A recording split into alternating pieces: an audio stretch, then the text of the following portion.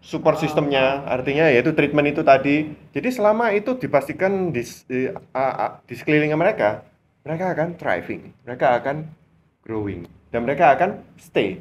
Tapi kalau begitu hal-hal tersebut tidak disediakan untuk mereka, mereka akan melakukan yang namanya quiet quitting. Betul. Itu Ini salah gejala-gejala satu, simptom awalnya. benar.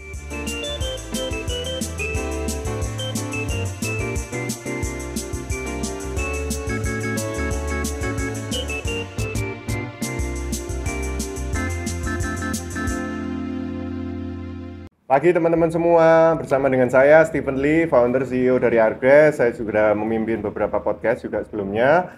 Hari ini kita akan berbincang-bincang santai mengenai perbedaan antar generasi dan transisi dari satu generasi ke generasi yang lain, yaitu Gen Y atau milenial. Kita bertiga di sini, saya dan dua tamu saya yang terhormat di sini. Mereka adalah Gen Y atau milenial. Kita adalah Gen Y milenial ke Gen Z. Wait, Gen Z? Gen Z itu bukan pembangkit listrik, itu bukan ya? Oke, let me correct myself. Gen Z, oke? Maksud saya Gen Z. Nah, teman-teman pada tahu nggak? Sekitar 53% jumlah populasi di Indonesia ini itu didominasi oleh Gen Y, millennial, us, and Gen Z. Oke? Jadi, itu adalah usia-usia produktif. Sangat penting sekali, ini adalah yang akan meneruskan perjuangan NKRI kita, guys. Nah, hari ini saya didampingi oleh dua rekan profesional yang ada di kiri dan kanan saya. Saya akan mulai memperkenalkan. Di sebelah kanan saya ada Ibu Junita Tanjung. Bu. Hai. Oke, welcome and thanks for joining us here. You're Nah, welcome. Ibu ini ada hubungannya dengan City Corp atau Pak Cairul Tanjung nggak sih? Nggak ya? Saudara jauh. Saudara jauh ya? Hubungannya. Tapi nggak pernah ketemu in person? Ya nggak pernah lah. Oh, siapa tahu pernah silaturahmi gitu. Nggak pernah ya? Nggak pernah.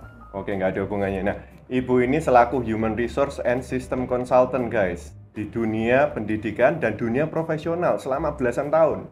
Nah, kebetulan saya dan beliau sekitar 2 minggu yang lalu kita mengadakan workshop ya, Yes. Ibu ya, Ya, di betul. Universitas Ciputra ya. Dan itu feedbacknya sangat luar biasa. Oleh karena itu kita memutuskan untuk melanjutkan sesi berikutnya. Waktu Ya. itu kita udah membicarakan Gen Z juga ya, Bu ya. Ya. Salah satu yang dibahas adalah Gen Z. Yes, we love talking about Gen Z because they are our successors ya. Yes. Do you agree on that? True. Excellent. I agree. Excellent. Nah, di sebelah kiri saya, oke, nggak kalah kerennya nih sama Bu Junita Tanjung. Ini ada Ibu Nora Putong. Bu Nora Putong ini selaku Education and Financial Consultant. Kalau saya salah, tolong dikoreksi ya, Bu ya. Ya, silakan. Aman ya. Nah, Ibu Nora ini juga berhadapan atau dealing dengan kliennya, kebanyakan kliennya itu Gen Z. Ya, Itu betul. face to face, one on one selama belasan tahun juga. Sih kan? Jadi mereka ini benar-benar rekan-rekan saya ini berhadapan dengan Gen Z in day to day-nya mereka. So, let's dig in and let's roll. We'll start with apa itu Gen Z, Bu Junita? Oke. Saya rasa nggak semua orang nggak tahu tentang Gen Z ya. Ada lah yang pasti sudah tahu tentang Gen Z. Tapi kita mau kupas, kita mau saling diskusi di sini, tukar pikiran ya. Nah, kalau dari saya pribadi, Gen Z itu kalau saya lihat ya di pengalaman saya dengan karakteristik yang ada, itu mereka orang-orang yang sangat mengutamakan teknologi, ya, berbasis teknologi. Terus orang-orangnya itu diverse, jadi suka keberagaman, multitasking ya. Jadi nggak bisa hanya untuk satu project aja. Kalau dia dikasih project ini, mereka malah kayak orang lapar gitu ya, happy gitu. Terus Gen Z itu juga, nah ini yang paling kelihatan tuh jiwa entrepreneurnya itu sangat tinggi ya. Mereka tuh karena mereka sangat kreatif ya. Jadi mereka kepingin bikin ini, usaha ini seperti itu ya. Tidak salah, itu bagus gitu ya. Lalu juga mereka tuh menuntut progresif. Jadi sukanya tuh sesuatu yang terus meningkat, maju, suka belajar. Itu yang saya lihat gitu ya. Di luar masalah kekurangannya ya. Jadi ya setiap generasi pasti ada kelebihan dan ada kekurangannya masing-masing ya. Nah, Gen Z ini mungkin yang perlu tahu dulu usia ya, rentang usianya itu di tahun 97 sampai 2012 ya. Kalau yang milenial itu antara 81 sampai 96. Yang perlu tahu dulu. Nah, kalau pengalaman saya menghadapi orang-orang Gen Z, ya itu yang saya alami ya. Selain masalah kelebihannya dia, mereka tuh maunya instan. Saya bukan mau mengecilkan ya orang-orang Gen Z, enggak. Saya hanya berbagi pengalaman dari yang saya alami ya. Mereka maunya instan ya. Terus nggak bisa menghadapi pressure yang sangat tinggi ya. Jadi kalau misalnya di-push, kasih tuntutan yang sangat tinggi, itu kayak orang bingung. Nggak tahan, secara mental tuh mereka nggak tahan. Mereka nggak pakai lama gitu, wes aku tak mundur aja, wes tak resign aja. Bener nggak guys? Ini by the way, kru yang di belakang kamera ini semua Gen Z nih. Tim kita nih yang di belakang layar. Setuju guys dengan statementnya Bu Ita? Setuju. Setuju loh, dibetulkan Bu. Wah, nggak salah berarti aku ya. Lanjut. Kalau gitu lanjut, nggak ada yang perlu dikoreksi. Aman. Nah, tapi memang di pengalamanku itu di perusahaan kayak gitu. Jadi intinya itu mereka tuh kalau di-push ya, di-pressure sampai kadang kan kita nggak tahu ya. Maksudnya kita dapat atasan seperti apa kan kita nggak tahu, kita nggak bisa milih ya jackpot gitu kan, istilahnya jackpot. Kalau kamu dapat atasan yang kebetulan aja atasanmu tuh baik ya, sangat membimbing kamu, paham gitu ya itu sih mungkin ya gampang-gampang aja. Setiap orang bisa dalam posisi yang nyaman, betul nggak ya? Pasti itu ya, saya masih nggak bisa dalam posisi nyaman, tapi begitu dalam posisi yang tidak nyaman, begitu dia di pressure baru kelihatan crack. Nggak pakai lama. Nah itu yang tak lihat ya selama ini. Jadi nggak lama. Jadi cuma berapa bulan resign. Kalau bisa sampai bertahan lama itu berarti itu spesial. Kalau saya bilang tuh itu wah mereka adalah Gen Z yang spesial gitu ya. Karena secara umum tak lihat kayak gitu. Ya, turnover rate-nya mereka di perusahaan itu tinggi. Yes, berarti, ya. turnover-nya sangat tinggi gitu ya untuk posisi ini. Kalau di tempat kerja, sih sekarang ini posisinya ada orang-orang Gen Z, tapi masih didominasi, paling banyak didominasi milenial. Apakah milenial nggak ada kekurangannya? Ya ada kekurangannya, tapi kita kan nggak lagi bahas itu. Boleh dibahas? Nggak apa-apa. Saya aman-aman aja kok. Ya, silakan. Apa nih kekurangan kita? Sebagai penyeimbang ya, sebagai penyeimbang. Kalau sebenarnya ada ini ya, ada ciri-ciri yang mirip. Apa itu Cok? Di milenial. Yeah. Milenial tuh masih ini sih, dia masih enggak menolak teknologi ya. Ya dia masih oke, masih bisa menerima teknologi dalam kehidupannya. Masih bukan orang yang enggak melek teknologi itu enggak. Karena mungkin terpaksa oleh keadaan ya Bu ya. Kita kan terpaksa oleh keadaan ya, karena pengembangan teknologi. Tapi jangan salah, saya banyak menemukan orang yang bukan karena terpaksa. Ini saya lihat sendiri ya di lingkungan kerja ya. Jadi mereka orang-orang yang memang suka teknologi. Nah, kalau aku lihat sih bersyukur ya masih ada orang-orang seperti itu ya di milenial ya. Tapi banyak kok juga orang-orang milenial yang masih melek teknologi. Ya kecuali yang generasi sebelumnya. Gen X atau baby boomers, mereka agak lebih kesulitan. Mereka berusaha untuk menyesuaikan kondisi yang ada karena tuntutan. Jadi mau tidak mau kayak gitu mereka ketinggalan. Tapi kalau milenial masih banyak yang melek teknologi. Bahkan staff-staffku pun rata-rata orang yang cukup melek dengan teknologi. Dengan teknologi itu menarik ya. Maksudnya kita lahir di masa dimana TV itu masih tabung gitu ya. Terus kita mengikuti perkembangan sampai TV-nya jadi tipis. Iya, jadi tipis banget gitu. Bengkong. Ya, kemudian melengkung. Melengkung sekarang. Teknologinya mau macam-macam. Sekarang nggak perlu TV, pakai VR guys. Ya, itu sudah maju banget. Tambah lama tambahkan lebih ini dan memang apa ya, pengusaha mau nggak mau akan menyesuaikan. Nanti saya akan bahas lebih lanjut lah mengenai itu ya. Nah, perlu saya garis bawahi mungkin Bu, jadi teknologi ini juga kan terus berkembang nih. Di zamannya kita, sosial medianya kita waktu itu kan ada Friendster, terus Facebook kan timbul kan. Tapi masih ada MySpace juga, Bu Nora, betul. Facebook masih belum yang sampai gimana. Iya, masih jalan Facebook, tapi di sana bisa kita melihat bahwa yang masih aktif menggunakan Facebook ini generasinya kita sama Gen X. Tapi Gen Z udah jarang main di Facebook. Mereka sekarang platformnya itu di Instagram sama di TikTok.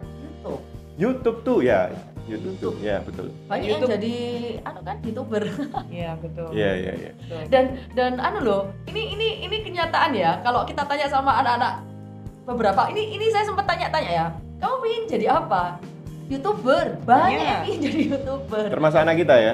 Oh ya, tapi kan bukan Gen Z ya. Mereka generasi Alpha ya, siap-siap aja gitu ya. Siap-siap. Alpha. Ya, kalau tanya aku jadi YouTuber, tapi ada anak Gen Z itu kalau ditanya itu ya jawabannya jadi YouTuber. Ya, karena mereka ya itu tadi mungkin mereka ngelihatnya mau enak ya jadi YouTuber ya. WTAke, mek seneng-seneng tok kayak gini. Padahal kalau menurut saya YouTuber juga pasti ada kesulitannya sendiri ya. Mereka kreatif tuh juga butuh usaha loh, butuh mikir loh, ya kan? Orang kreatif gak cuman celing gitu aja kan, ya ada usaha yang mereka perjuangkan juga. Mereka ngeliat enaknya, mungkin mereka YouTuber kayak YouTuber yang terkenal itu ya pasti ada proses juga kan. Mereka juga ada proses untuk mereka bisa sampai misalnya sesukses sekarang ya kan. Mungkin ya enggak gampang juga perjalanannya ya. Rata-rata orang-orang Gen Z ngeliatnya cuman langsung terkenal, duitnya banyak ya. Gak soro-soro, banyak mikir kayak gini-gini, ya enggak gitu juga sih menurut saya. Yes. Totally agree. Nah, perlu juga di-mention bahwa biasanya antara orang tua dengan anak-anaknya itu terpaut 2 generasi. Yes. Jadi misalnya kayak orang tua kita ya, milenial ini, orang tua kita itu baby boomers. Terus kalau Gen Z, orang tuanya mereka itu adalah Gen X. Yeah. Nah, kita ini adalah orang tuanya daripada generasi Alpha. Oke, nah bisa dibayangkan ya, kalau tiap kali ada lintas generasi itu pasti ada perbedaan cara berpikir, cara pola hidup dan lain-lain lah ya, karena itu dipengaruhi oleh lingkungan di sekitar kita. Betul, ya nggak ibu-ibu? Mm-mm. Nah, Setuju. jadi oleh karena itu sering sekali terjadi perbedaan pendapat antara orang tua dan anak. Ya kan, orang tuanya mikir, ngapain sih setiap hari kok megangin gadget doang, kayak lu nggak ada something better to do gitu kan ya. Tapi kalau anak-anak jam sekarang kita batasin itu, kita kan selalu kendalanya itu, ini anak-anak mau dibatasi berapa jam ini megang gadget. Sehingga bagi mereka it's like a necessity gitu. Kalau mereka nggak pegang itu, wah mereka udah tantrum gitu kan, rewel. Tergantung ini ya, kalau dari pengalaman saya sebagai pendidik ya, tergantung umur, usia. Jadi sejalan dengan usia tentu saja ya, karena sekolah pun menuntut untuk anak-anak ini untuk mencari informasi secara konstan dari internet ya kan. Jadi ya kita kalau misalkan dengan usia anak yang semakin dewasa, semakin mendekati remaja, kita tidak bisa membatasi, oke, kamu hari ini cuma bisa 1 jam saja untuk memegang gadget gitu, karena mungkin homework mereka butuh ya, PR mereka butuh gitu. Di sekolah mungkin ada tugas atau harus kerja kelompok yang membutuhkan mereka banyak harus surfing di internet, mencari informasi gitu. Kalau mungkin ya dengan usia anak yang masih kecil ya kita batasi betul, karena saya sering melihat ya kendala dari orang tua dari generasi Z ini ya, itu permasalahan mereka yang terbesar itu adalah bagaimana membuat anak mereka itu fokus terhadap pelajaran sekolah. Nah, permasalahan fokus ini sebegitu besarnya sampai untuk sekarang ya, guru-guru yang menjadi tutor di luar sekolah itu harus istilahnya yang menghadapi pertama kali sebelum sekolah menghadapi itu adalah mereka menghadapi masalah fokus dari si anak ini. Anak ini tidak bisa diam. Agak susah untuk disuruh, ayo duduk belajar, ini saya kasih buku, kerjakan tugas, sudah tidak bisa. Benar-benar susah. 1 jam aja susah untuk duduk. 30 menit aja susah gitu ya. Nah, ini sesuatu yang banyak orang tua yang mengeluh kepada saya dan mencoba untuk mencari solusi untuk ini gitu loh. Dan solusi apa yang Anda berikan? Untuk sementara ini ya saya lihat bahwa masalah itu ada di mereka itu terlalu banyak gadget, terlalu banyak screen time ya, istilahnya kan ya, screen time ya. Keren ya. Untuk istilahnya itu seperti itu. Jadi kadang orang tua itu memberi screen time itu tanpa mereka sadari. Contoh misalkan, aduh anak saya GTM nggak bisa makan. Makannya lama, saya kasih YouTube di depannya supaya anaknya tuh bisa sambil nonton sambil makan gitu, tambah lama. GTM itu apa, Bu? Bukan. Oh, bukan ya? Oh, salah kan? Saya nggak tahu juga salah ya. tafsir, kan? Istilahnya juga. Makanya saya menanyakan. Saya juga nggak ngerti. Ini istilah GTM. Kalau untuk anak-anak dan beberapa orang tua Gerakan tutup mulut. yang di komunitas saya, mereka punya betul. GTM, gerakan tutup mulut, jadi nggak mau makan. Benar, gangguan makan lah istilahnya. Dijeli makan itu susah. Betul. Jadi Tapi memang itu benar. Salah satu cirinya Gen Z itu memang itu, susah fokus. Susah fokus. Susah fokus itu salah satu cirinya. Bahkan sekarang mereka yang sudah menginjak usia remaja ya, 12 tahun ya, sudah terbiasa oleh itu. Mereka pun sampai sekarang itu juga agak susah untuk fokus tentang sesuatu gitu loh. Seperti kata Ibu ya, kalau dikasih proyek, baru dikasih proyek 1, semangat. Iya. Habis gitu ada proyek lagi, Ya, saya pindah gitu. Itu kan masalah fokus juga Pak di sana Pak. Jadi ada korelasinya, istilahnya seperti itu. Kalau menurut saya pendapat saya ya dari pengalaman. GTM-nya tadi apa Bu? Gangguan tutup mulut katanya. Betul. Gerakan tutup Anda mulut. setuju? Kalau Anda setuju? punyanya- Saya kurang tahu ini soalnya. Oh, tapi mendengar itu kan? Iya, saya Nah, sering oke. mendengar Nah, itu berarti istilah. betul, sudah gerakan tutup mulut berarti. Soalnya itu di antara komunitas orang tua seperti itu. Iya, di Dan satu komunitas lagi mama. ya, Komunitas yang ibu-ibu lebih tepatnya. Betul, Karena saya betul. nggak pernah dengar istilah itu. Mohon maaf ya. Kelihatannya nggak pernah nyuapin anaknya ya Pak? Iya. Oh pernah, Pernah ya? pernah dong. Nggak pernah ngalamin mungkin ya, anaknya tutup mulut nggak Jarang mau makan. kan? loh. Iya, iya. Saya bertahun-tahun Pak mengalami itu. Oke, kembali lagi ke yang tadi Mas. Teruskan perjuangan Anda. Ya, semangat Bu. Iya. Semangat. Apa yang tadi sempat bahas masalah pendidikan, saya tuh jadi teringat sesuatu gitu ya. Sebenarnya salah satu yang berbeda juga ya dari anak zaman sekarang ini dengan yang dulu ya, Gen Z dengan yang zamannya kita. Mhm. Sadar nggak sih kalau anak-anak dulu tuh lebih manut sama orang tua, Manut. lebih Manut itu nurut nggak ya. wani macem-macem ya, Nggak berani bantahan ya enggak. Ya sekarang anak-anak lebih kritis. Gen Z ini lebih kritis. Betul, betul. Nah, ini menarik. Iya, ini. lebih Kenapa nih? kritis. Kenapa ini, Bu? Hah? Pasti ada penyebabnya. Semua Kalau- itu sebab iya. akibat. Kalau dari aku ya, Iya. selama ini mengamati ya, kenapa kok lebih kritis? Itu salah satunya adalah karena gadget. Oke. Di gadget mereka belajar Gadget banyak itu hal. satu. Mereka belajar banyak hal. Dan di situ pada waktu mereka melihat gadget, kan banyak percakapan-percakapan dari orang-orang toh. Mhm. Salah satunya aja anak saya ya. Ini padahal ini generasi apa ya? Gen Z pun sama. Usia kayak berapa gitu. anaknya sekarang, Bu? Masih 4,5. Pas tengah. Jawaban-jawabannya dia tuh jawaban-jawaban bukan anak seusianya sih harusnya. Jadi, loh kok bisa ya? Sempat saya tanya, kamu tahu kok bisa jawab ini dari mana? Iya, hasil mikir. Jawabannya kayak gitu. Oh, bisa hasil mikir. Keren ya, ya. tapi saya tahu Alita bisa mikir loh. hasil tapi Iya. tapi saya tahu dia juga pasti taunya juga salah satunya dari gadget. Karena di gadget ini kan juga banyak ya percakapan-percakapan atau apa sesuatu yang mereka melihat dan jadi pengalamannya mereka itu dari gadget itu banyak juga gitu loh. Oh, melihat A, B, C dan begitu beragamnya, ya kan? Nah, terus ya namanya anak kecil ya. Daya serapnya itu lah cepat. Betul. Anak Gen Z itu saya lihat juga pinter-pinter. Tak Memang. akui memang Yap. Yap. rata-rata pinter-pinter. Ya itu pengaruh mungkin karena kita ya sebagai manusia kita hidup di negara yang sudah lebih berkembang ya. Nah, Dan Amin. karena gizi juga ya, karena kita medsos, juga ada bukan masalah informasi-informasi. kenapa kok anak-anak ini lebih dari awalnya gitu mereka lahir itu Oh, sudah iya. dengan otak yang istilahnya semangat, Gizi-gizinya penuh ya. gizi mereka Mhm, cukup gizinya. Selama kita hamil pun kita sebagai orang tua ya kita menjaga kehamilan, Yap. vitamin kita sudah istilahnya sudah dirutinkan gitu kan oleh dokter juga sudah dijaga. Jadi kita menghasilkan generasi yang luar biasa ini gitu loh. Ini ya tak tambahin lagi ya tadi masalah Silakan. kritis ya. Knowledge mereka secara knowledge kan pinter-pinter ya. Itu karena informasi ya mau nggak mau sekarang informasi itu kan membludak ya. Kita mau cari informasi itu gampang soro sekarang ya. Misalnya aku ingin tahu tentang apa gitu ya, tinggal aja kita Google searching. Kita tahu begitu banyak knowledge kan di situ. Nah, Betul. informasi yang begitu gampang untuk didapatkan, berarti kan knowledge-nya itu kan akan semakin banyak kan. Nah, Betul. itu yang membuat mereka tuh semakin apa ya? Ya pengetahuan umumnya semakin banyak, semakin cerdas, semakin kritis. Ya salah satunya juga itu. Betul. Informasi-informasi di medsos yang semakin mudah untuk didapatkan. Nah, ini efek Beda yang dengan zamannya kita dulu. Betul. Efek yang paling kelihatan ya di anak-anak Gen Z ini ya.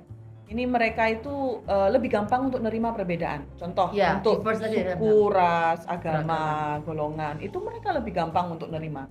Bergaul dengan anak yang bukan dari golongan mereka, bukan misalkan dari ekonomi yang berbeda, itu gampang sekali buat mereka gitu. Dan kemudian salah satu yang saya lihat juga efeknya itu adalah mereka ini lebih empatinya lebih besar. Betul. Empati mereka itu terhadap Jiwa orang sosial. betul terhadap Jiwa orang sosial. lain itu lebih besar. Jadi lebih gampang kasihan, lebih hatinya tuh lebih lembut gitu ya. Betul ya guys ya? Apa betul? Setuju nih. Ya. By the way, kalau ada pertanyaan nih yang Silakan, nongol di silakan. IG Live, jangan malu-malu ya untuk melontarkan Ya, pertanyaan jadi- ke kita. Betul, itu salah satu yang saya lihat ya, yang positif dari mereka gitu. Saya sendiri Banyak yang juga positif, Bu. pasti Banyak. pasti banyak yang positif. Selain karena ya yang negatif-negatif yang kita tahu ya, tapi permasalahan yang kita yang kita hadapi di sekarang ini kadang itu masalahnya itu bukan terbatas oleh hal yang positif aja gitu loh. hal yang positif itu bagus untuk mendukung mereka. Tetapi bagaimana aplikasinya mereka di dunia Yes. kerja? Jadi kembali lagi ya, kita kembali lagi ke topik dunia kerja lagi gitu. Ya. Ya. Ngomong tadi masalah bagaimana aplikasinya ke dunia kerja ya, kemarin di workshop saya sempat jelaskan juga toh. Mereka punya hal positif yang baik, misalnya gini, aku pingin jenjang karir, itu good. Setiap orang ya, saya malah mengharapkan ya, kayak orang-orang di tempat kerja saya, dimanapun saya kerja, saya malah kepingin setiap orang tuh punya drive dalam hidupnya mereka, sehingga mereka bisa kerja dengan baik. Kalau kita hidup tidak punya drive, ya boring. Dorongan, Yes, motivasi.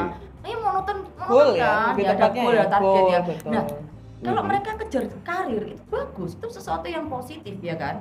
Terus mereka kreatif ya kan.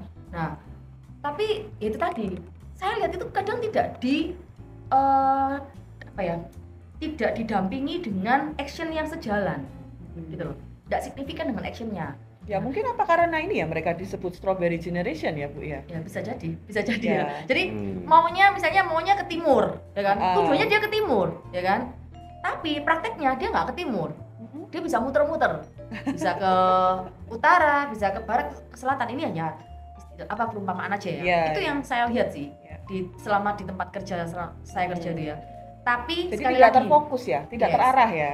tapi sekali lagi ya, bukan 100% mereka orang-orang yang seperti itu semua. Ada orang-orang yang spesial yang tadi saya bilang. Orang-orang yang spesial yang ya dia bisa menyesuaikan dengan kelebihannya, itu dia bisa menyesuaikan. Nah, nanti saya akan bagi terakhir nanti tipsnya dari perusahaan tuh gimana kita harus menyikapi orang-orang seperti ini gitu ya. Ya. Nanti di final ya. Jadi Berarti nanti harus stay tune sampai terakhir ya Pak ya. Harus Oh, dong, iya, harus. harus dong. Harus. Nanti ada kesimpulannya, nanti Iya, ada ya. tips-tipsnya juga dari Nah. Bu Ita sama Bu Nora. Nah, Ya. kalau dari saya pribadi ya, kepinginnya tuh kalau misalnya kamu sudah punya drive yang positif, goal yang bagus, punya karakteristik yang bagus seperti itu, ya harus sejalan dengan actionmu. Actionmu juga tunjukkan seperti itu gitu loh. Kalau saya sih sayang sekali gitu ya. Nah, kamu kepingin jenjang karir, tapi kamu nggak mau menikmati prosesnya. Kamu maunya instan, jadi kayak bim salah bim celing, terus langsung hilang pindah tempat gitu. Nggak Ya, bisa ya. ya kan. Nah, dengan proses yang harus dia jalani, ya orang instan pun misalnya gini ya, ada orang tuh mungkin bisa mencapai satu posisi tertentu ya. Dia bisa mencapai satu posisi tertentu dengan cepat. Ada yang mungkin butuh waktu 10 tahun, ada yang mungkin 3 tahun. Nah, tapi 3 tahun itu kan tetap proses.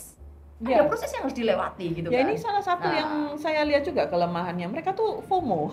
Yes. Ya, betul. Fear of Ya, bener missing ya. out. Fear of Yes, missing betul, out ya. betul, Mereka tuh betul. salah satu kelemahan yang paling besar itu FOMO. Bener, Paul, itu. Ya. Well, itu bisa menjadi kelemahan juga kekuatan ya, karena dengan FOMO-nya mereka itu mereka selalu mengikuti tren yang ada. Betul. Jadi Nggak trennya mau apa? ketinggalan kan? Yes, Nggak yes. mau ketinggalan kan? Ya. Jadi selalu update. Jadi nggak bakal katro. Ya. Tapi ya itu tadi, nanti efeknya itu ke masalah nanti jadinya ke masalah psikis. Betul, betul. Ya, nanti betul. akan lebih lanjut ya, Ya, kita bahas ya, masalah itu ya. istilahnya mereka nah salah satu yang menarik dari catatan yang tadi Ibu bilang ya, Ibu kan mention mereka ini sudah istilahnya dibanjiri oleh informasi yang segitu banyak ya. Nah, salah satu minus lah, mungkin kekurangan sedikit lah yang saya lihat dari mereka ini, mereka tuh gampang melabeli diri mereka dengan sesuatu. Oh, oke. Jadi kayak mereka tuh lihat tanda-tanda orang bipolar gitu. Nah, terus mereka dengan gampang bilang, Apakah saya ini bipolar? saya bipolar. karena sensitivitasnya Nah, tinggi. sensitivitasnya tinggi. Ya, itu terkait dengan EKI. Nah, kemudian kalau dengan cara seperti itu, Bu, sepengetahuan Ibu ya, sebagai sarjana psikologi juga dan pengalaman di tempat kerja, apa mereka ini jadi lebih cenderung istilahnya lebih rentan terhadap mental health lah? Kan rame ya sekarang ya. Dulu mana zaman kita mental health itu nggak bisa dibicarakan. Bahkan Sekarang kalau umum. mau ke istilahnya kita mau ke psikiater aja di Sembunyi-sembunyi ya, bisik-bisik Bu? ya istilahnya, jangan-jangan dia gila gitu ya. Itu ada Ya, stigma istilahnya. Kalau sekarang mah anak-anak saya lihat Gen Z, iya mah saya lagi depresi gitu, gampang untuk cerita Ya. gitu ya. Nah, mereka gampang melabeli diri mereka itu gitu loh. Nah, kalau menurut Bu Ita gimana di tempat kerjanya? Ya, oke lah. Di luar masalah tempat kerja nggak tempat kerja ya. Oke, Saya ngomong secara pengalaman aja uh, secara global. Secara global ya. Jadi itu tadi benar ya. Kalau Mm-mm. kita lihat itu sekarang memang trennya seperti itu. Dulu orang kalau mau itu takut ya. Ya aku dipikir gila atau apa sembunyi-sembunyi ya kan. Sekarang benar. Bahkan pernah tahu nggak orang tuh beramai-ramai loh. Misalnya di podcast dipanggili, mereka dengan sangat apa Santai pede, gitu ya. ya Oh, dengan pede. sangat pede dan santai, ya menceritakan bahwa aku ada bipolar kayak gini. Sering kan kayak Padahal belum tentu. ada yang benar-benar memang bipolar. Ada yang karena benar sudah tapi ada yang belum sudah- tentu gitu. Nyerempet-nyerempet gitu ya, kan. tapi ada yang memang benar-benar sudah bipolar ya. Jadi Oke. tapi mereka nggak malu. malu untuk Istilahnya. mengakui itu gitu ya. Nah, itu sih terkait dengan masalah sensitivitas ya. Sensitivitas tiap-tiap orang ya. Jadi gini. Sebenarnya kalau ngomong masalah psikologi itu penjelasannya pasti agak kompleks ya. Pasti. Karena itu nanti berhubungan dengan setelah dia menerima informasi, dia akan berusaha menghubung-hubungkan itu dengan kognitifnya dia pengetahuannya dia akan kaitkan itu dengan apa yang terjadi dalam dirinya, ya. Nanti dia akan hubung-hubungkan itu dan oh ya ada bener ya, aku gini. Padahal kalau orang dikatakan misalnya kayak tadi contohnya bipolar, itu kita nggak bisa loh bilang itu bipolar gitu aja nggak bisa, karena ada simptom-simptom atau gejala-gejala yang tertentu yang menunjukkan baru kita bisa judge itu bipolar. Dan itu pun Betul. ada tesnya juga. Jadi harus dipastikan dulu. Kita nggak bisa bilang oh kita langsung bipolar. Nah, judging seperti ini terhadap dirinya sendiri itu sebenarnya kalau menurut saya itu juga ada bahayanya. Apa itu? Bahayanya apa? Bahayanya apa? Mental health tadi, masalah mental health ya. Nanti kalau dia judging terhadap dirinya sendiri, aku kayak gini, aku gini. Pada waktu dia akan berhubungan dengan orang, itu akan pengaruh secara dia tidak sadar ya. Di alam bawah sadar itu sometimes itu bisa muncul. Insecure-nya muncul. Yes, salah satunya masalah insecure ya. Terus habis gitu dia juga akan bilang aku bisa aku loh gini, aku padahal belum tentu. Aku kan gini. Jadi Ya, membatasi belum tentu. dirinya dia sendiri. Akhirnya terbatas dalam benar. ruang geraknya dia Ya. gitu kan. Sangat Karena dia disayangkan. membatasi diri dengan labelnya Nah. itu. Nah, Dan self labeling. Dan yang paling parah ya, yang paling parah pada waktu dia menerima respon dari luar dan dia merasa karena dia sudah judging dirinya seperti itu dan dia merasa tidak mampu memanage emosinya itu. Emosi di sini bukan marah jiwa. ya. Bukan marah loh ya, emosi ya. Enggak Jadi selalu, kayak Pak.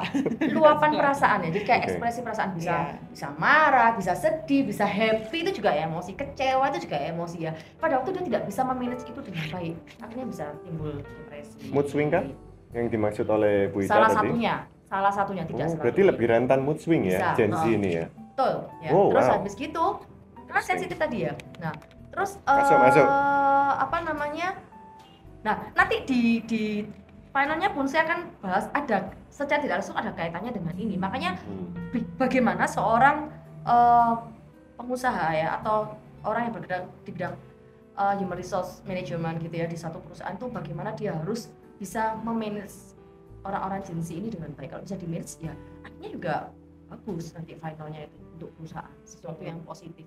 Nah, takutnya kalau yang kembali ke tadi ya, takutnya kalau misalnya dia depresi atau apa gitu kan istilahnya itu kayak finalnya itu bisa bunuh diri atau apa kan takutnya seperti itu. Oh, itu yang ditakutkan. Ya, takutnya kan seperti itu karena dia nggak bisa memanage itu dengan baik gitu ya. Itu sih lebih ke sana sih. Oke, saya ingin kembali ke Strawberry Generation tadi. Itu adalah kata-kata yang paling ngetren nih. Iya, Kenapa betul. strawberry? Kenapa nggak lychee? Sama-sama squishy kan? Sama-sama squishy. Iya. Tapi leci itu ya Atau kiwi. ternyata kiwi. Kiwi kecut sih, Bu. Saya suka sih kiwi. Oh iya. Karena Saya generasi suka yang manis-manis ya. strawberry itu manis gitu ya. Strawberry juga ada yang kecut tuh. Ada. Ada Kalau yang strawberry di Indo kecut semua. Jadi strawberry itu bisa kecut, bisa manis itu. Kecut-kecut Ya. manis saya. Iya, Kesimpulannya betul. gitu Nah, ya. ya sebenarnya Oh, iya. istilah dari strawberry generation itu ya Gimana menurut nih? dari kemarin saya pelajari gitu ya. Kenapa kok disebut? Kan Menarik ya? curious ya. Menarik ya. Pasti teman-teman di luar sana juga penasaran. kenapa Kenapa gitu? sih Gen Z atau yang merasa Gen Z kok saya ini disebut sebagai strawberry? Saya padahal nggak suka strawberry. Saya sukanya durian gitu misalnya. Ya, wah, enak langsung. durian.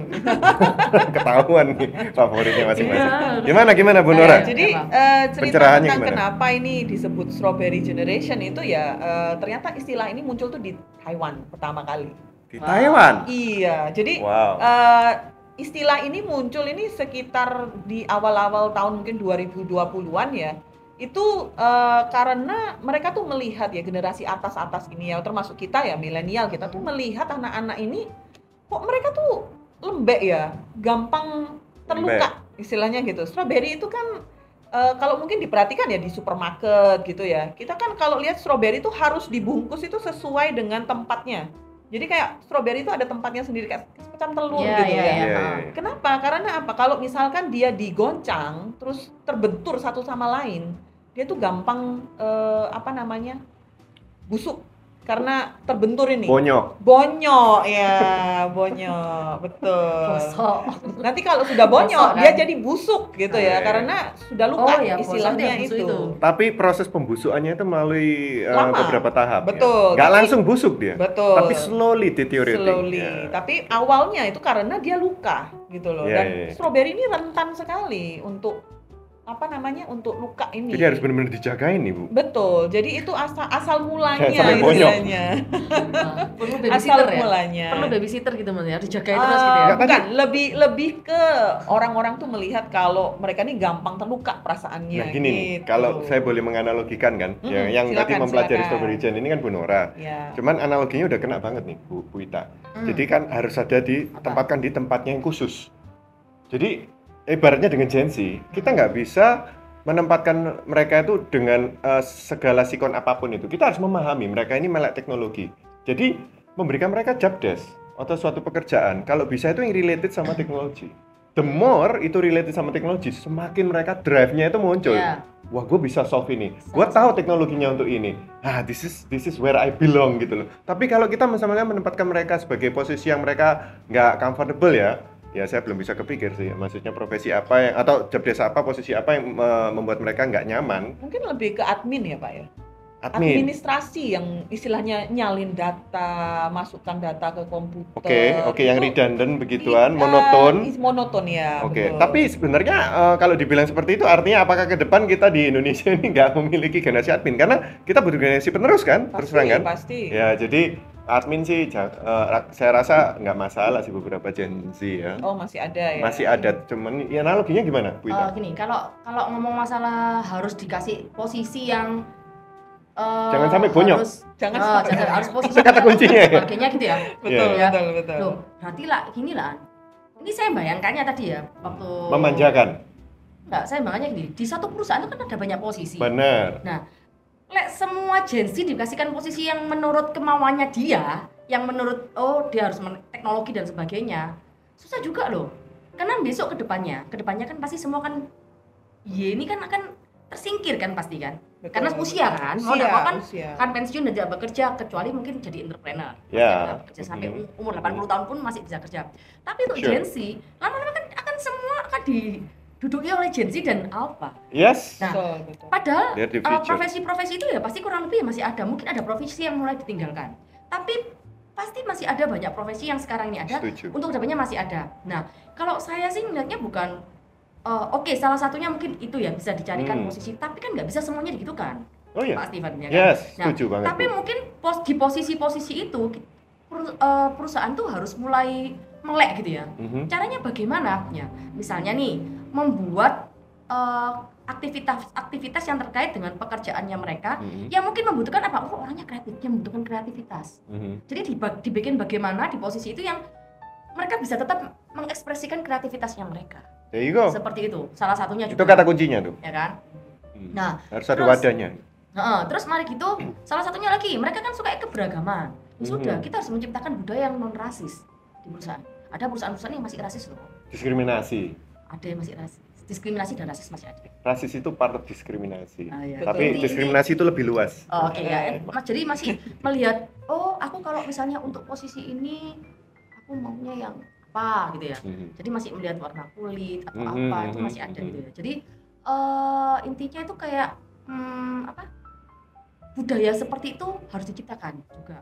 Kalau kita berhubungan dengan orang-orang Gen Z loh ya, karena mereka nggak suka sih. Mereka lebih sensitif. Tadi kan Iya, ini betul. juga Mereka gitu. sensitif akan Mereka itu. tidak suka dengan Dan ingat mereka open minded diskriminasi. banget. Ya, Oh, sangat, iya. sangat. Mereka sangat open minded Yes, karena ya ini yes. karena kita sudah membiasakan mereka dengan segitu banyak informasi gitu ya, Yep. dengan orang yang berbagai macam warna kulit, dengan kepandaian yang berbagai macam juga yang mereka bisa tiru istilahnya seperti itu. Tidak Iya. melulu yang kulitnya Iya. harus sama dengan saya atau level ekonominya harus sama dengan saya. Itu kan tidak melulu seperti itu. Mereka udah melihat itu gitu loh. Ya itu salah satunya memang betul. Boleh saya rangkum, Jadi Bu Nora? budaya ya, saya bilang Bu Ita? itu harus jadi budaya di perusahaan. Nah, budaya ini sebenarnya is part of support system ya. Jadi saya setuju completely dengan Bu Ita, nggak bisa sih ngotak-ngotakin masuk agensi itu cuman cocoknya pekerjaan ini. Berarti admin nggak boleh gitu. No, that's not actually That's the not point ya. true. Cuman karena mereka ini di label sebagai strawberry gen, karena ya ciri khasnya mereka itu sebenarnya wadah yang pas gini loh. Strawberry kalau misalnya kita taruh di atas, nggak mesti harus di tempat yang kayak telur itu. Iya. Misalnya kita taruh di piring atau di apa.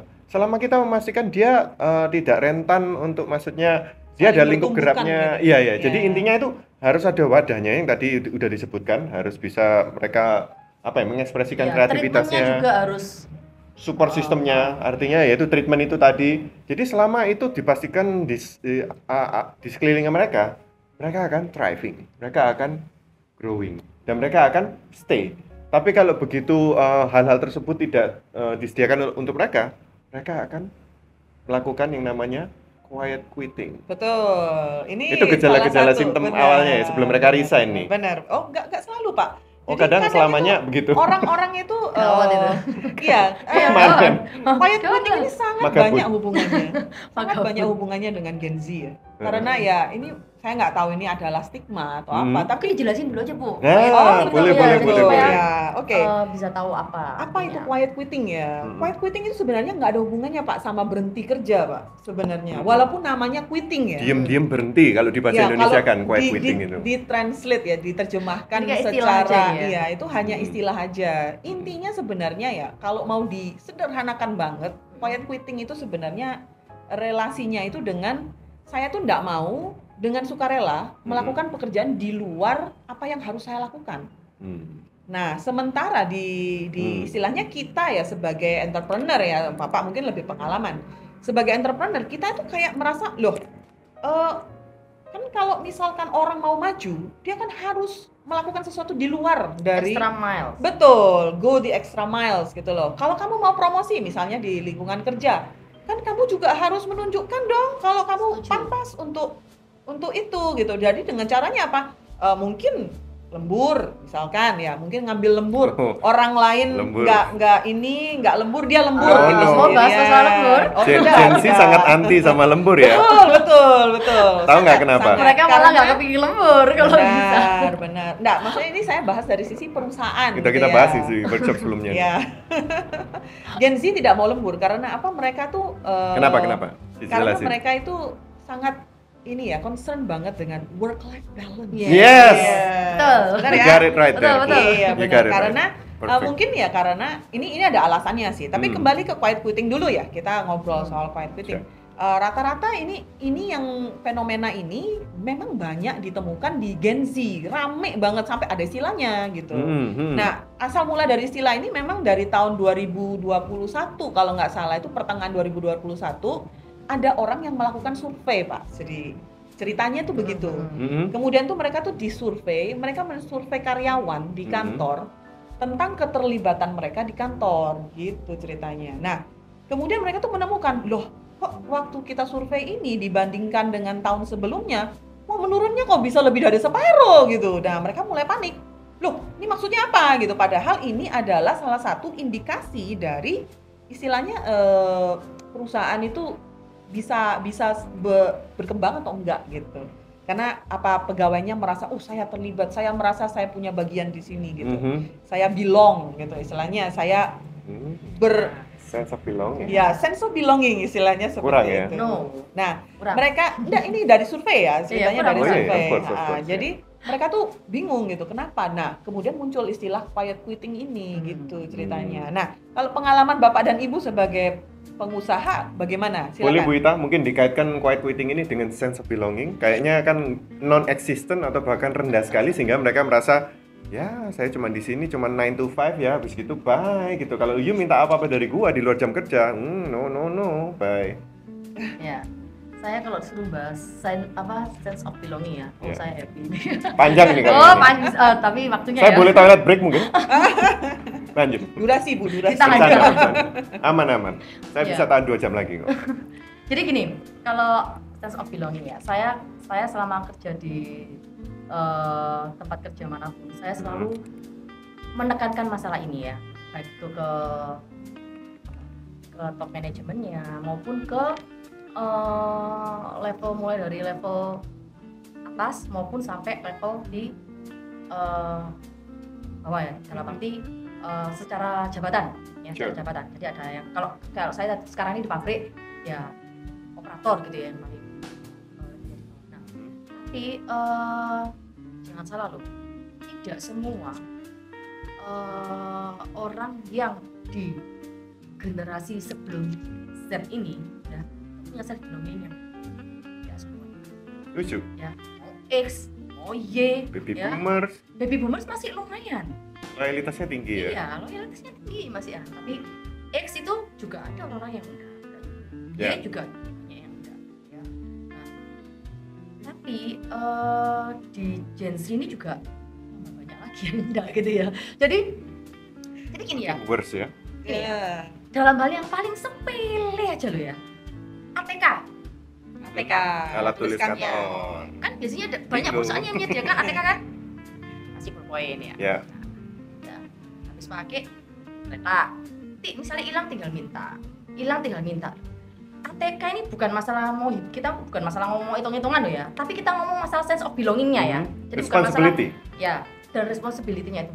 Nah, itu barang, itu kan kamu dikasih nih perusahaan sarana untuk kamu kerja di perusahaan.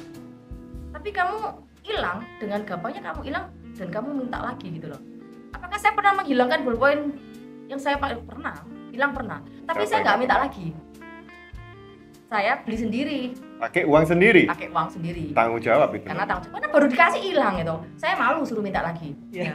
Misalnya gini, kayak tip X aja saya bisa pakai ya. Kasih tip X saya bisa pakai sampai satu tip X itu saya habis bisa sampai, kalau bener-bener ada orang yang memang pakai terus nggak masalah ya. Iya. Bukan berarti ngomong kita mau itu enggak. Kalau memang pakai terus nggak masalah. Tapi masalahnya ada orang yang tidak bertanggung jawab, kayak misalnya hilang, keteleso, sesekali oke lah, namanya human error ya. Tapi Ya. kalau sering terjadi itu kita ngomong masalah responsibility lagi sudah, ya kan? Nah, kalau saya pun kalau saya menghilangkan kayak misalnya penggaris gitu ya sudah, berarti ya sudah, saya terpaksa saya beli sendiri karena ya itu memang salahnya saya toh. Nah, ada orang-orang ini banyak loh yang saya katakan ini karena ini adalah kejadian nyata dimanapun saya kerja di bidang apapun ya, dan ini yang banyak terjadi. Orang tuh gampang sekali buang-buang ATK dengan segampangnya, terus minta lagi gitu ya. Nah, saya biasanya kalau habis gitu saya pakai yang lama, saya tukerin, saya tunjukin ini loh punya aku habis, coba lah wis entek, baru saya minta lagi. Biasanya saya kalau saya gitu ya. Sampai segitunya ya? Dari secara finansial ya, kalau kita ngomong kan memang ini adalah cost dari perusahaan Ya, cuman Kan bukan itu perusahaan aja. Bukan masalah kosnya aja sih Bu, saya tapi lebih ke masalah tanggung jawabnya kita gitu loh. Saya nggak mau juga apa ya, istilahnya ini loh, saya benar-benar minta ini memang habis, bukan karena saya mau minta, itu nggak ada tujuannya gitu. Ya mungkin Jadi kita semua harus mulai menggalakkan gerakan mak-mak kalau Tupperware-nya ketinggalan di sekolah itu loh Pak. tidak harus cara seperti gitu itu ya. Cara bisa berbagai cara. Ini hanya cara yang saya lakukan. Cara bisa berbeda Bu, metodenya nggak persis sama ini, saya hanya sharing berdasarkan Aman. apa yang biasa saya lakukan. Aman, Ya, aman, ya, aman. seperti itu. Tenang, Jadi intinya itu, nah ini saya pernah sharing ya sama atasan saya dulu di tempat kerja. Saya punya atasan tuh, dia bilang dia tuh pernah ya di tempat kerjanya dia tuh karena sering ballpoint tuh hilang, akhirnya perusahaannya ini agak jengkel gitu. Udah SP. mulai nggak mempan. Oh, di SP sampean udah. Loh, kalau sudah parah iya pastilah. Wih, Kan dia hanya karena tanya, menghilangkan ATK "Loh, sampai kena kalau- SP. kalau Berulang sering kali. berulang kali dan nggak ada tanggung jawabnya, ya akhirnya dia memutuskan, Efek jerah ya. perusahaan itu memutuskan untuk stop, mulai sekarang kamu nggak akan dapat ATK, kamu bawa ATK sendiri-sendiri dari rumah. Ya. Jadi intinya kamu kerja itu kamu harus bawa senjata kan, yaitu anggap aja itu senjatamu. Tahu nggak, pada waktu dia menggalakkan program itu setiap orang harus bawa ATK sendiri-sendiri, ya kan? Alat tulisnya yang bukan yang loh Bu, yang kayak printer apa ya, itu kan masuk, bukan ini ya, itu Ya, pasti ya. dari perusahaan. Tapi kalau alat-alat tulis yang simpel-simpel tuh, yang kecil-kecil, Yang bisa dibawa. nah, itu ternyata dalam 1 tahun mereka bisa hemat M. Betul. Miliar. Saya sudah ngomong kan itu kaitannya dengan cost. Ternyata. Nah, berarti dari sini kita harus Nah, saya perlu diberlakukan di sini ya guys ya. garis bawahi ya. Nomor ATK ya. kita harus jangan Pak, itu kan cara yang dilakukan Senjata. Saran daripada Senjata. Bu Ita ya, jadi jangan salahkan saya. Seri loh Pak. Salahkan Bu Ita. Di tempat saya masih ada ATK. Cuman aman. bagaimana kita bertanggung jawab gitu loh ya terhadap alat kerjanya kita gitu loh. Ya, itu hal yang simpel terkait dengan sense of belonging gitu ya. Kebersihan, ya kan? Kebersihan tempat kerjanya kita. Apakah kita buang sampah sembarangan? Itu kan juga terkait dengan sense of belonging ya kan? Yep. Yang lebih tinggi lagi itu yang simpel sebenarnya lebih tinggi banyak lah, pasti banyak gitu. Alat kerja yang mungkin yang kayak kendaraan, kita kasih fasilitas kendaraan. Semua tuh ada tanggung jawab yang harus kita bikin terkait dengan sense of belonging. Nah, kalau dari hal yang kecil-kecil gini aja kita nggak punya rasa memiliki ya, seperti ya sama lah kalau kita punya barang pribadi kan kita kadang kalau kita belinya, apalagi kalau belinya harganya mahal, kita kan pasti eman-eman. Nggak tahu lagi kalau ada orang yang misalnya hilang gampang lah tuku mana bae duwe akeh gitu ya. Gampang lah mungkin ya itu, nah itu nggak tahu itu di luar itu ya. Jadi sama lah kita di tempat kerjanya kita juga harus punya perasaan seperti itu gitu. Seperti ini soal ini seperti bagian dari diri saya. Setuju. Jadi nggak sembarangan gitu loh. Kamu kerja nggak sembarangan, kamu pakai peralatan kerja nggak sembarangan ya. Nah banyak orang tuh setelah pakai peralatan kerja misalnya teknik aja lah ya. Kayak kapan hari itu pernah tuh saya keliling, saya kaget ini apa-apaan ya. Maksudnya berantakan ya. Loh ini dipakai enggak sih Bu? Terus kenapa kok berantakan kayak gini? Tak suruh kembalikan, enggak ada labelingnya. Ini maksudnya ini barang-barang apa enggak jelas. Loh terus ini kenapa kok kosong-kosong? Jawabannya enak hilang. Enak ya jawabannya hilang. Gak melok tuku soalnya. Jadi ngomongnya gampang, hilang. Ya kan? Nah, hal-hal seperti ini ya maksudnya kalau kamu punya sense of belonging kamu enggak akan seperti itu. Setelah kamu pakai dan kamu enggak pakai, kamu kembalikan. Tuh, kamu kembalikan. Ini hal simpel-simpel, ya kan? Sama, setelah kamu kerja ya, kamu barangmu berantakan, ya sudah tuh ditotoi di tempatnya yang rapi. Ini sense of belonging loh. Kursi dikembalikan ke tempatnya. Habis meeting, berantakan toh, ya udah kembalikan kursi ke tempatnya masing-masing. Kalau ada sampah dibuangin lah, kita buang, apa salahnya kita buang. Lampu dimatikan, itu sense of belonging. Dan itu yang jarang sekali saya lihat di Gen Z. Bukan saya bilang tidak ada loh ya, ada ya, tapi banyak yang tidak. Saya boleh menyimpulkan di sini ibu-ibu. Ya. Jadi tadi quiet quitting, terus itu nyambung di sense of belonging. Boleh nggak saya ada korelasi ya? Saya menarik suatu kesimpulan di sini bahwa salah satu ciri-ciri simptom ya quiet quitting ini di Gen Z itu adalah sense of belongingnya nihil atau sangat-sangat kurang. Jadi kelihatan di sana. Oh, misalnya cara kita melihat itu, oh ini kayaknya lagi melakukan quiet quitting nih si anak ini karena sense of belonging sudah tidak ada. Iya loh, bener ya? Iya, boleh ya? Loh, boleh. Saya tarik kesimpulan seperti itu ya. Kalau Setuju? kamu saya salah satunya ya, cuma salah satu loh. Salah satu loh, saya nggak ngomong satu-satunya. Bukan satu-satunya, salah satunya memang iya. Ya, soalnya gini ya, kalau tadi saya belum selesai mengaitkan antara self belonging dengan ini hanya contoh loh ATK, masih sense of belonging itu luas banget loh, nggak cuma ATK doang. Hanya contoh sepele. Nah, jam istirahat dan lain-lain ya. Nah, kalau yang mau lebih besar lagi terkait dengan masalah tugas. Ya. Tanggung jawab. Ya, terkait dengan masalah tanggung jawab itu yang lebih besar lagi. Ya, ada hubungannya, ada. Ya, mereka kasih ya sebisanya. Aku digaji segini, ya kan? Aku digaji segini, ya wes. Ya, aku kan memberikan segini. Gitu kan? Betul, nah, betul. Tapi kalau orang itu punya... sampai ada tagarnya loh di Twitter namanya at your wage. What? Ada. Oh ya? Iya. Oh, baru tahu saya kalau ini. Ini something new ini. Ya karena kan saya gaulnya dengan anak-anak Gen Z ya. Iya. Ya. Masih kelihatan seperti Gen Z kok. Terima kasih. Iya enggak? Iyalah. Awet muda.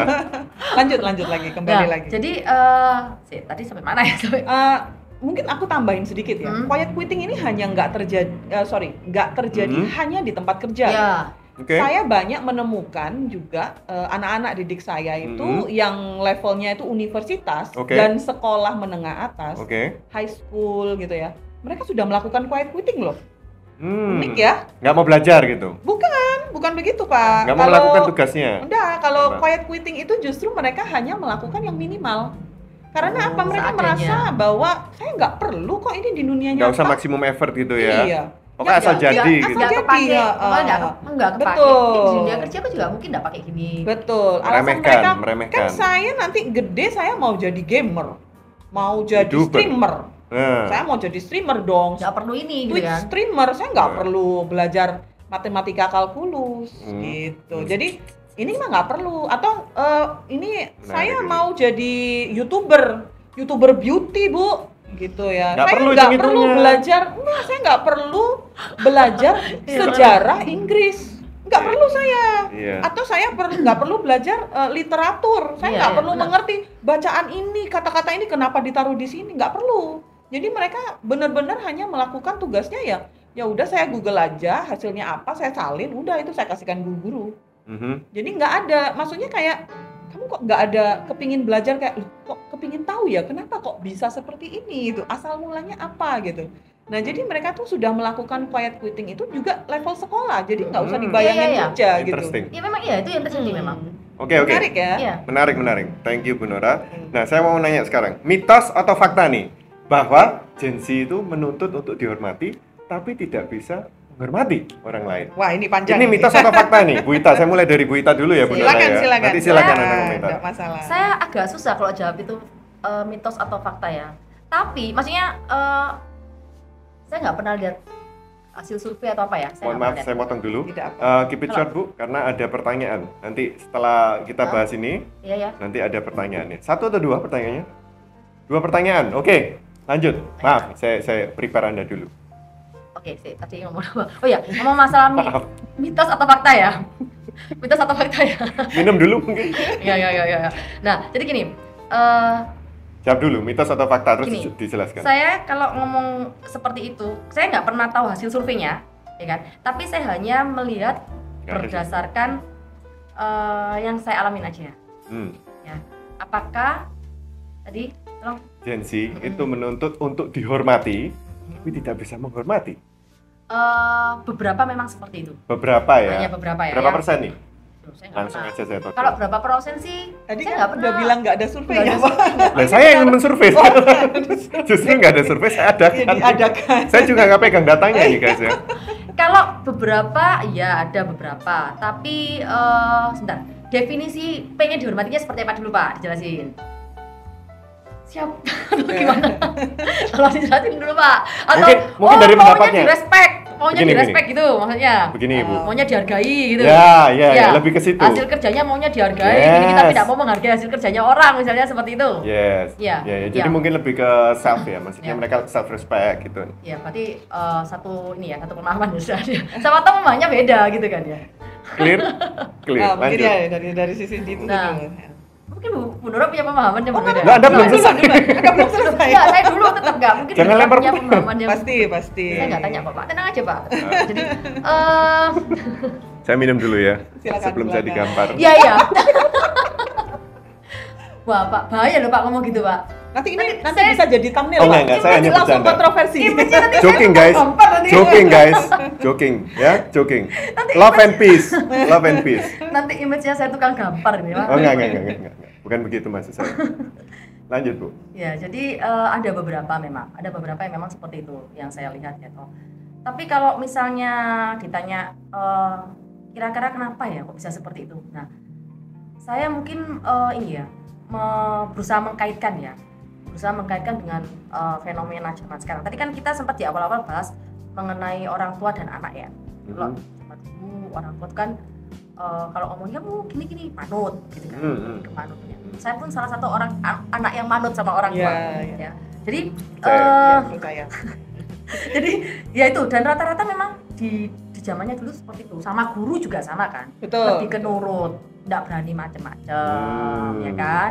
Nah, terus kalau dilihat dengan zaman sekarang beda. Apa bedanya? Ya mereka berani bantah, Pak. Mananya gimana contoh? Berani jawab, oh enggak gitu kok, aku gini kok, gini kok. Biasanya seperti ini. Mereka lebih kritis kan, berani untuk menjawab terus gitu loh. Nah, kalau dulu kan masih menjawab tuh mungkin ada sungkani karena dia orang sih lebih tua. Apakah sebenarnya tuh kalau menjawab tuh pasti salah? Ya enggak juga, tergantung kamu jawabnya seperti apa, cara menjawabmu seperti apa, isi jawabanmu seperti apa, kan tergantung itu juga kan. Yes. Bukan berarti kalau jawab itu salah loh ya. Oh iya. Enggak loh ya. Iya. Tapi bagaimana kamu menjawabnya ya kan? Ada tata keramanya atau aturannya seperti itu kan. Lihat siapa yang kamu ngobrol sama siapa. Ngomong gitu. sama siapa, isinya itu apa, seperti itu kan nggak boleh juga ngawur atau sembarangan. Nah Itu. Terus kalau ini saya kaitkan ini dengan masalah ini ya, antara orang tua di pendidikan, di dunia pendidikan sama anak gitu ya. Kalau misalnya guru-gurunya kita nggak bikin PR gitu ya, terus kita dihukum itu, kita gak wani lapor sama orang tua ya toh, bener nggak? Nggak berani ya. Tambah diamui ya toh. Ya, Loh, kamu berarti kamu nggak ngerjain PR ya kamu ya? Double Berarti whammy. males wah. Double Ya, whammy. double malah kan ya. Pak. Habis gitu kalau misalnya saya masih ingat itu ya di zaman saya sekolah, kalau ada yang nggak kerja PR atau yang kurang aja tuh ininya tuh dijuwer gitu loh. Sampai merah ya. Sampai muera. Ada teman yang seperti itu. Terus ada yang dulu Berdiri kaki satu di belakangnya guru. ya ini ya kan disuruh lari kalau telat ya kan. Pengalaman iya, pribadi. Kan alami. Oh enggak. Saya anak yang selalu bikin PR, Pak. Oh, iya. Tas dulu, Itu tas. saya Iya, kok. Tas dulu. Saya cari teman dan Iya. Jadi kadang suruh lari toh, suruh keliling lapangan kalau terlambat gitu Betul, kan. Ada betul. yang sampai mungkin ya karena kita satu sekolah ya, kita ingat nggak ada guru yang suka pukul sini kalau nggak bikin PR. Ya. Misalnya pertama Ya, gitu, ya, waduh kan sakit gitu ya. Ya, ya. Tapi kalau kita cerita, wah kita tambah dimarahin. Apakah kita benci sama gurunya? Ya enggak juga sih. Enggak, Biasanya enggak. juga ada, ya maksudnya ya Ya no hard feeling ya. iya, Kita belajar maksudnya disiplin dari situ, guys. Bisa justru lebih ya. tough Itu ya, yang membuat belajar yang kita namanya tough. belajar Iya. lebih tough, lebih Betul, disiplin gitu kan. betul. Iya. Nah kalau sekarang ceritanya. Gimana? Ya, Sekarang jadi, gimana? Kalau sekarang lain. Jadi kalau sekarang ini guru dalam tanda kutip seperti agak takut ya sama murid. Bukan agak takut langsung. Hah? Takut Tergantung langsung. sekolahnya Pak. Memang Oke. kalau yang di pengalaman saya, iya seperti, dan saya pernah interview beberapa guru-guru dari beberapa sekolah, mereka takut.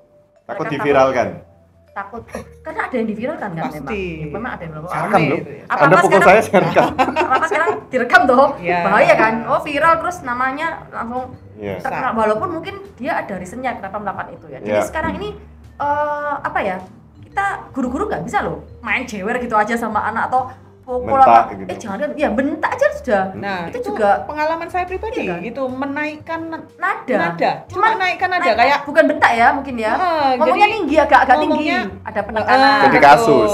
Jadi kasus. Jadi kasus. Jadi kasus. Sekarang jadi kasus kalau hal Betul, kayak gitu ya kan. betul. Jadi istilahnya guru ini sekarang apa ya? Geraknya agak dibatasi. dibatasi ya, lebih tepatnya dibatasi. Dalam mendidik itu sangat terbatas sekali metode-metode yang Benar. mereka bisa Yes. jalankan. Sementara Yes. orang tua juga mengharapkan bahwa aku kan banyak kerja ya. Mhm. Maksudnya orang tua, ibu bekerja, bapak bekerja, Yes. tuntutan ekonomi. Yes. Dan mereka itu dengan harapan kalau anak saya sekolahkan di sekolah yang baik, Mhm. mereka itu bisa diajar oleh gurunya. Ya. Tapi gurunya dipagari. Nah, ini unik. Ya, Ini terus gimana gimana nih? gurunya Nah. bergerak?